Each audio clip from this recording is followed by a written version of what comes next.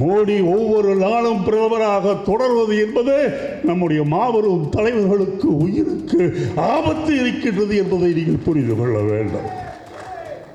அகது உயிர்கள் காப்பாற்றப்பட வேண்டும். இன்றைக்கு பாரதிய ஜனதா கட்சிக்கு தோல்வி ஏன் ஏற்பட்டது என்பதை தமிழிசை சவுந்தரராஜன் சொல்லும்போது சமூக விரோதிகளையும் திருடர்களையும் கட்சியிலே சேர்த்து விட்டோம், அதனால்தான் நம் கட்சி தோற்று விட்டது. நான் யாரையும் குறிப்பிட்டு சொல்லவில்லை.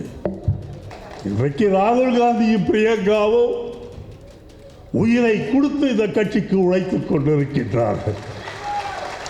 தோழர்களே, நீங்கள் கேட்டிருக்கின்றீர்கள் பிரியங்காவினுடைய பேச்சினை.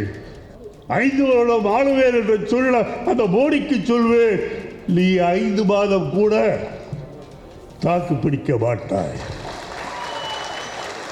பெரிய வீரர் போல் காந்தியை தெரியாது என்று சொல்லிவிட்டு நாட்டிலே பெரிய கலவரங்கள் குக்குறுகள் எழுந்தவுடன் கொஞ்சம் கூட வெக்கம் மானம் சூடு சுரணை இல்லாமல் நேற்று நடத்திய கூட்டத்தில் மகாத்மா காந்தியை பின்னால் வைத்திருக்கின்றாயே. முதலில் நீங்கள் எதிரியை ஒழிக்காமல் எப்படி அந்த இடத்தை பிடிப்பீர்கள் என்று யோசியுங்கள். நாற்காலி காலியானால் தானே நீங்கள் உட்கார முடியும். நாற்காலி காலியானால் எப்படி உட்காருவது என்பது நம்முடைய அருமை நண்பர்களுக்கு மிக நன்றாக தெரியும். தலைமை பொறுப்பை ஏற்றிருக்கின்ற பாசத்திற்குரிய தமிழ்நாடு காங்கிரஸ் கமிட்டி தலைவர் செல்வ பெருந்தகை அவர்களே, உங்களை எல்லாம் பார்க்கும்போது மிகவும் மகிழ்ச்சியாக இருக்கின்றது. நடுவிலே பல விஷயங்கள் ஏற்பட்டன. கொரோனா வந்தது, பிறகு வேறு சில நிகழ்ச்சிகள் வந்தது, தேர்தல் வந்தது. ஆகவே நாம் பார்ப்பதற்கு ஒருவர் பார்ப்பதற்கு எப்படியோ சிறு இடைவெளி ஏற்பட்டு விட்டது. ஆனால் இன்றைக்கு செல்வ பெருந்தகை அவர்கள் இங்கே உங்களை எல்லாம் கூட்டினார்கள். இங்கே சில பேர் பேசினார்கள். நன்றாக எல்லோரும் கருத்தை சொன்னார்கள். யாருக்கும் காங்கிரஸ் வர வேண்டும் என்பதில் சந்தேகம் இல்லை. மாபெரும் மறைந்த பெருந்தலைவன் காமராஜருடைய புகழை பாட வேண்டும் என்பதிலே சந்தேகம் இல்லை. யாராக இருந்தாலும் காமராஜர் பெயரை சொல்லிதான் ஆட்சி செய்ய வேண்டும் என்ற நிலை தமிழகத்தில் இன்றும் இருக்கிறது, என்றும் இருக்கிறது. சில பேர் பேசினார்கள். மிகப்பெரிய மேதாவிகளாக என் காதிலே பட்டது. காரணம், ஒரே சமயத்தில் 2 பதவிகளை வைத்த மிகப்பெரிய தலைவர்கள் அவர்கள். பரவாயில்லை, அவர்களை கருத்துக்கள் சொல்வதற்கு அவர்களுக்கு உரிமை உண்டு. ஆகவே நான் அவர்களை ஒன்றும் குறை சொல்லவில்லை, பாராட்டுகின்றேன். ஆனால் செல்வ பெருந்தகை அவர்களுக்கு நான் ஒரு கோரிக்கை வைக்க விரும்புகின்றேன். இன்றைக்கு பாரதிய ஜனதா கட்சிக்கு தோல்வி ஏன் ஏற்பட்டது என்பதை தமிழிசை சவுந்தரராஜன் சொல்லும்போது சமூக விரோதிகளையும் திருடர்களையும் கட்சியிலே சேர்த்து விட்டோம், அதனால்தான் நம் கட்சி தோற்று விட்டது. நான் யாரையும் குறிப்பிட்டு சொல்லவில்லை. சில வருடங்களுக்கு முன்பாக ஒரு ஆங்கில பத்திரிகையிலே 4-5 காலம் ஒரு பெரிய தலைவர் என்று சொல்வதை விட பெரிய கில்லாடி அவரை பற்றியெல்லாம் வந்தது. அந்த செக்கை ஏமாற்றினார்கள், இந்த செக்கை ஏமாற்றினார்கள். நம் பேர் சில பேருக்கு அது தெரியவில்லை. நம்ம ஏரியாவிலேயே சில பேரை முதலமைச்சர் வரை நாம் கூட்டி சென்றோம். அதெல்லாம் பரவாயில்ல, ஏற்படுகின்ற தவறுதான். ஆனால் என்ன தவறு என்று தெரிந்து அதை நாம் சரி செய்து கொள்ள வேண்டும். இன்றைக்கு பாரதிய ஜனதா பற்றி சொல்லுகின்றதா, நம் கட்சியிலே ஒரு வேலை எனக்கு தெரியவில்லை, இருக்கின்றார்களா இல்லையா. தப்பை தவறி அவர்கள் இருந்தால் தூக்கி எறியப்பட வேண்டும் என்பதோடு மட்டுமல்ல, கூவம் நதியிலே போட்டு மிதிக்கப்பட வேண்டும். இன்றைக்கு ராகுல் காந்தியும் பிரியங்காவும் உயிரை கொடுத்து இந்த கட்சிக்கு உழைத்துக் கொண்டிருக்கின்றார்கள். தோழர்களே, நீங்கள் கேட்டிருக்கின்றீர்கள் பிரியங்காவினுடைய பேச்சினை. என் பாட்டியை இழந்தேன், என் கணவனை இழந்தேன், என்னுடைய அம்மாவினுடைய தாலி பறிபோயிற்று, இன்னும் எத்தனை தாலிகளை நாங்கள் பறிகொடுக்க வேண்டும் என்று அந்த அம்மையார் கேட்டாரே, அதில் என்ன அர்த்தம்? எந்த அயோக்கிய சக்திகள் இந்திரா காந்தியும் ராஜீவ் காந்தியும் மாய்த்தளவோ, அதே சக்திகள் இன்றைக்கு சோனியாவையும் இன்றைக்கு ராகுல் காந்தியையும் பிரியங்காவையும் குறிவைத்திருக்கின்றன என்பதை நீங்கள் மறந்துவிடக் கூடாது.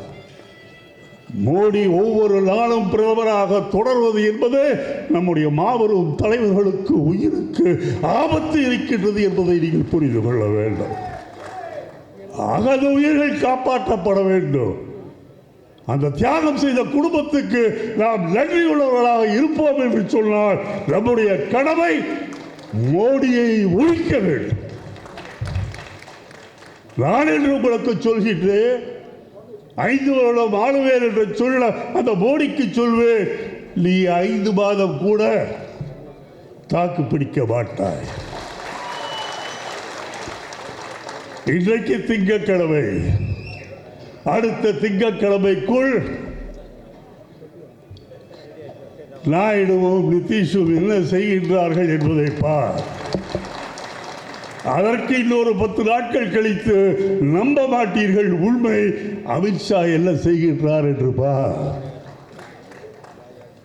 பெரிய வீரன் போல் காந்தியை தெரியாது என்று சொல்லிவிட்டு நாட்டிலே பெரிய கலவரங்கள் குக்குறுகள் எழுந்தவுடன் கொஞ்சம் கூட வெக்கம் மானம் சூடு சுரலை இல்லாமல் நேற்று நடத்திய கூட்டத்தில் மகாத்மா காந்தியை பின்னால் வைத்திருக்கின்றாயே, எவ்வளவு பெரிய அயோக்கியம். இன்றைக்கு தமிழகத்திலே 40 பெற்றிருக்கின்றோம் என்று சொன்னால் அதற்கு காரணம் திராவிட முன்னேற்ற கழகமும் அதனுடைய முதலமைச்சர் ஸ்டாலின் என்பதையும் நீங்கள் மறந்துவிடக் கூடாது. தனித்து நின்றோம். அன்றைக்கு சிவகங்கையிலும் கன்னியாகுமரியில் மட்டும் 1 லட்சம் ஓட்டுகள் வாங்கி தோற்றோம். மற்ற அத்தனையிலும் டெபாசிட் இழந்தோம். யாருக்கு இங்கே ஆசை இல்லை?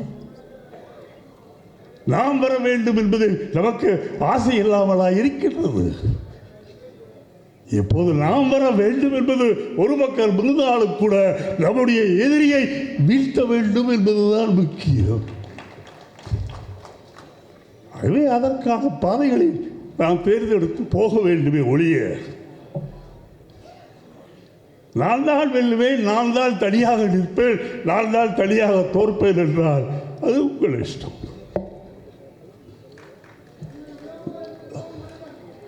நான் யாருக்கும் பகைவன் அல்ல. உங்களுக்கு இருக்கின்ற அதே காங்கிரஸ் உணர்ச்சி எனக்கு உண்டு. தமிழகத்திலே காங்கிரஸை காலூட வைத்த அந்த பெரியாரினுடைய குடும்பத்திலே இருந்து நான் வந்திருக்கின்றேன். ஆகவே என்னை பொறுத்தவரையில் அமைக்க வேண்டும் காமராஜர் ஆட்சி என்று சொன்னால் எனக்கும் அது உடன்பாடுதான். ஆனால் கொஞ்சம் தந்திரம் வேண்டாமா? முதலில் நீங்கள் எதிரியை ஒழிக்காமல் எப்படி அந்த இடத்தை பிடிப்பீர்கள் என்று யோசியுங்கள். நாற்காலி காலியானால் தானே நீங்கள் உட்கார முடியும். நாற்காலி காலியானால் எப்படி உட்காருவது என்பது நம்முடைய அருமை நண்பர்களுக்கு மிக நன்றாக தெரியும். கூட்டத்திற்கு அவன் வரவில்லையா, இவன் வரவில்லையா, ரொம்ப நல்லது, நாம் போய் உட்கார்ந்து கொள்ளலாம், பரவாயில்ல, ஒன்றும் தவறு கிடையாது. கொஞ்சம் நாட்டுக்காக உயிர் விட்ட இந்திரா காந்தியும் ராஜீவ் காந்தியும் உயிரை பயணம் வைத்து இந்த கட்சிக்காக பாடுபட்டு கொண்டிருக்கின்றார்களே, சோனியா காந்தி, ராகுல் காந்தி, பிரியங்கா காந்தி, ஆகியோர்களை நீங்கள் நினைத்து பார்க்க வேண்டும். அவர்கள் தியாகம் செய்வார்கள், நாம் பதவி பெற வேண்டும் என்று நினைத்தால் எவ்வளவு பெரிய அயோக்கியத்துவம் அதை நீங்கள் எழுப்பார்கள். நேரு இல்லாமல்லாம் இப்படி வந்திருக்க முடியுமா? நேரு இருந்த போது இந்த நாட்டினுடைய நிலைமை எப்படி இருந்தது? ஆப்பிரிக்க கட்டத்தில் இருக்கின்ற மோசமாக நாடுகளை விட நாம் மோசமாக இருந்தோம். அன்றைக்கு இந்த உலக அரங்கில் இந்த கட்சியை, இந்த நாட்டை தூக்கி நிறுத்தியவன் யார் என்றால் நேரு. தன்னுடைய சிந்தனை பலத்தால், தன்னுடைய பேச்சு திறமையால், தன்னிடம் ஆங்கில புலமையால் தனி ஒருவனாக இருந்து அன்றைக்கு 36 கோடி பேர் தான் இந்தியர்கள். இவர்களை தூக்கி நிறுத்தினான். நாமும் அஞ்சாமல் அமெரிக்காவுக்கும் டாட்டா, ரஷ்யாவுக்கும் டாட்டா, நாங்கள் நடுநிலைமையாக இருப்போம் என்று நமக்கு தைரியம் வந்தது எப்படி என்றால் அந்த மகான் நேருவால் என்பதை மறந்துவிடாது. அந்த குடும்பம் இந்த நாட்டிற்கு என்னென்ன தியாகங்கள் செய்திருக்கின்றார்கள் என்பதை வரிசையாக சிந்தித்து பாருங்கள். ஆகவே அருமை தோழர்களே, உங்கள் உள்ளத்தில் இருப்பதுதான் என் உள்ளத்திலும் இருக்கின்றது.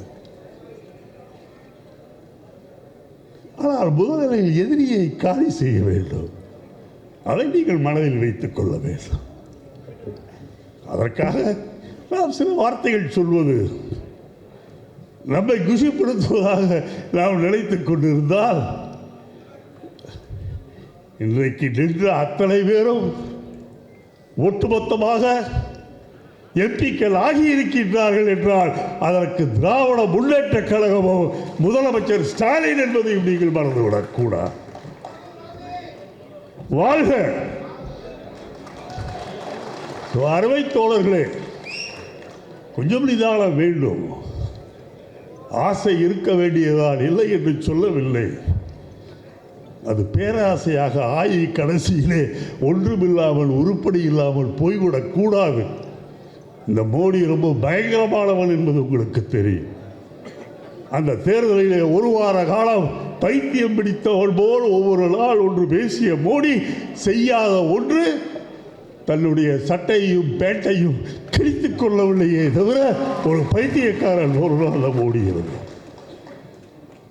ஆகவே அருமை தோழர்களே, இந்த நாட்டிலே தலைமை பொறுப்பில், ஆளுகின்ற பொறுப்பில் மோடி அவர்கள் இருக்கின்ற ஒவ்வொரு மணித்துளியும் நமக்கு ஆபத்து, இந்த நாட்டுக்கு ஆபத்து என்பதை விட நம்முடைய அருமை தலைவர்கள் 3 பேரினுடைய உயிருக்கு அது ஆபத்து என்பதை நீங்கள் மறந்துவிடக் கூடாது என்று சொல்லி விடைபெறுகின்றேன். வணக்கம். நன்றி.